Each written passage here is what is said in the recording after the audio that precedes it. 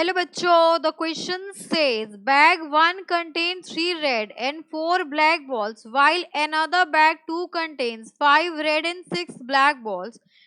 One ball is drawn at random from one of the bags and it is found to be red. Find the probability that it was drawn from bag 2. So the question is bag 1 में आपके 3 red balls है and 4 black balls है and bag 2 में आपके पास 5 red balls है and 6 black balls है। एक ball को रेंडमली चूज किया हमने एक बैग से और वो बॉल आपकी रेड आ गई। अब हमें प्रोबेबिलिटी बताना है कि वो जो रेड बॉल है वो आपका बैग 2 से आया है। तो इस क्वेश्चन में जो आपकी कंसेप्ट यूज करेंगे वो होगा आपके पास बेइस थ्योरम। तो यहाँ पर हम बेइस थ्योरम को यूज करने वाले हैं। हमें बताना है कि वो जो आपका रेड बॉल आया है वो आपका बैग 2 से आया है, तो उसकी प्रोबेबिलिटी होगी यहाँ पर bag 2 divided by A is equals to P B two into P A by B two upon P B two into P A by B two plus P B1 into P A by B1। अब यहाँ पर हम events define कर लेते हैं।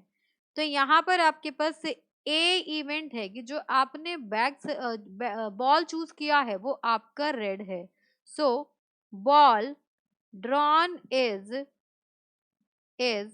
Red.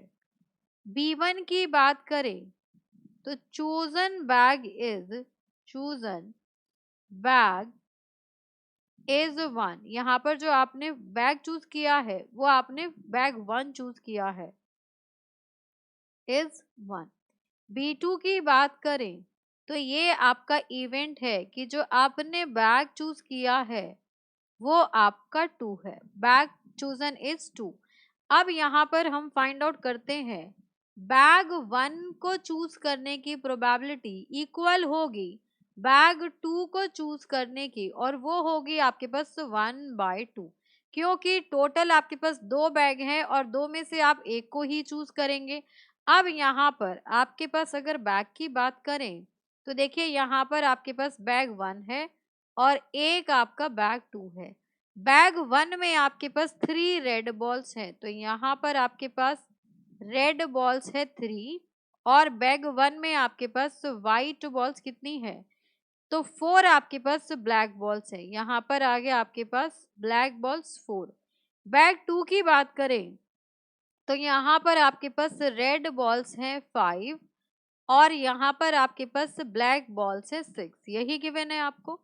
अब देखिए यहाँ पर प्रोबेबिलिटी फाइंड आउट करते हैं कि जो आपकी बॉल चूज की गई है वो किससे चूज की गई है, बैग 1 से चूज की गई है और रेड बॉल चूज की गई है। तो यहाँ पर आ जाएगा आपका प्रोबेबिलिटी A/B1। ये हो जाएगा आपके पास टोटल आपके पास रेड बॉल्स कितनी है 3 है, उसमें से कितनी बॉल चूज करनी है एक, और टोटल इस बैग में बॉल्स कितनी है तो 7 है, 7 में से भी कितनी चाहिए आपको एक ही बॉल चाहिए।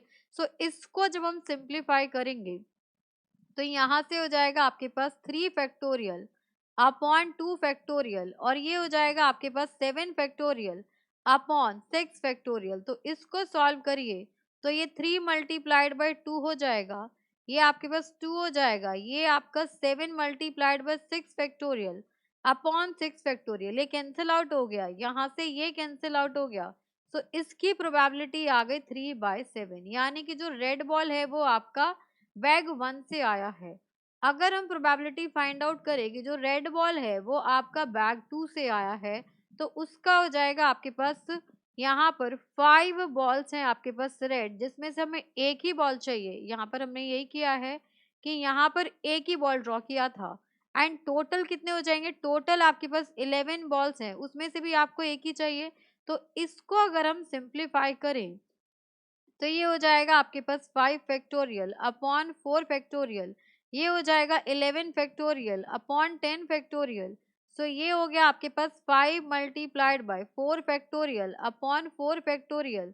ये हो जाएगा 11 इंटू 10 फैक्टोरियल अपॉन 10 फैक्टोरियल, इससे ये कैंसिल, इससे ये कैंसिल, तो यहाँ पर आ गया आपके पास 5/11।